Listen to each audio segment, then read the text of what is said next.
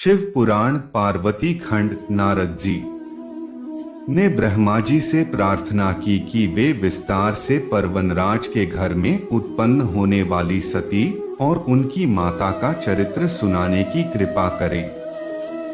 ब्रह्मा जी ने उन्हें बताया कि शैलराज के नाम से उत्तर दिशा में एक अत्यंत सुंदर सर्वगुण संपन्न वीरता से परिपूर्ण तेजस्वी हिमालय नाम का राजा था। उसने धर्म के अनुरूप कुल स्थिति और मर्यादा बढ़ाने के लिए विवाह करने की इच्छा की। देवताओं के अनुरोध पर पितृगणों ने अपनी एक बेटी मैना का विवाह पर्वतराज हिमालय से कर दिया। नारद जी ने ब्रह्मा जी से प्रश्न किया कि हे महाप्राण, आप कृपा करके विस्तार से मुझे मैना की उत्पत्ति के साथ श्राप का विवरण बताने का कष्ट करें। ब्रह्मा जी बोले, हे नारद, तुम्हें हम पहले बता चुके हैं कि दक्ष के 60 पुत्रियों का जन्म हुआ था। इन 60 पुत्रियों का विवाह दक्ष ने कश्यप आदि ऋषियों से कर दिया। इन्हीं में से एक कन्या का नाम स्वधा था और उसका विवाह पितृगण से हुआ। स्वधा से 3 कन्याएं उत्पन्न हुई, मैना, धन्या और कलावती। कुछ समय उपरांत कभी ये तीनों बहनें विष्णु जी के दर्शन करने के लिए श्वेत द्वीप में गई। वहां पर एक बड़ी सभा में, जहां अनेक लोग एकत्रित थे, सनकादि मुनि लोग आए। उनके स्वागत के लिए सभी लोग खड़े हो गए, लेकिन शिवजी की माया से विमोहित ये तीनों बहनें बैठी रहीं और उन्होंने मुनियों को उठकर प्रणाम भी नहीं किया। इस पर क्रुद्ध होकर शंकर कुमार ने इन तीनों बहनों का मनुष्य योनि में जन्म लेने का श्राप दे दिया। यह जानकर तीनों बहनों दुखी होकर मुनि के चरणों में गिर पड़ी और क्षमा याचना करने लगी। उनकी प्रार्थना से सनत कुमार करुणा से भर गए और उन्होंने कहा कि मैना हिमालय की पत्नी बनकर पार्वती को जन्म देगी और धन्या से जनक के यहाँ सीता का जन्म होगा और वृषभानु से विवाह करके कलावती राधा का जन्म देगी। अपनी इन पुत्रियों के कारण ही तुम अपना उद्धार करके स्वर्ग में लौट सकोगी।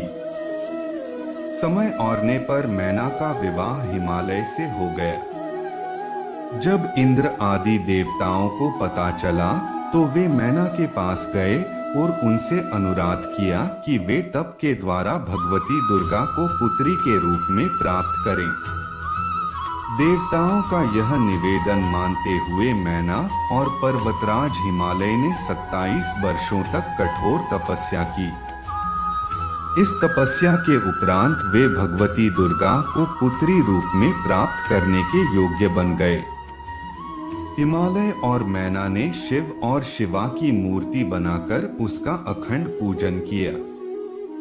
भगवती दुर्गा हिमालय और मैना की तपस्या और पूजन से बहुत प्रसन्न हुई और उन्होंने उन्हें दर्शन दिए।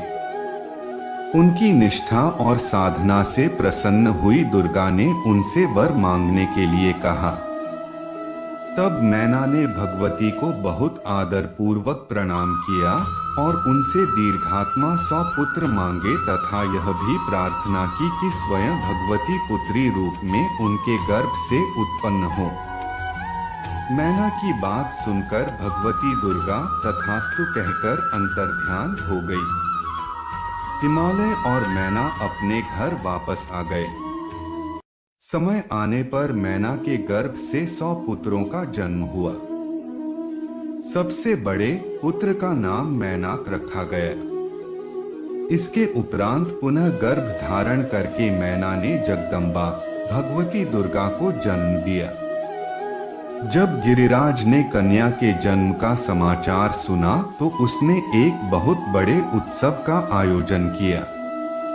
इसमें गिरिराज ने अनेक भिक्षुओं को धन धान्य देकर सम्मानित किया और मुनियों ने नवजात कन्या का काली, महाकाली, दुर्गा आदि नाम रखा।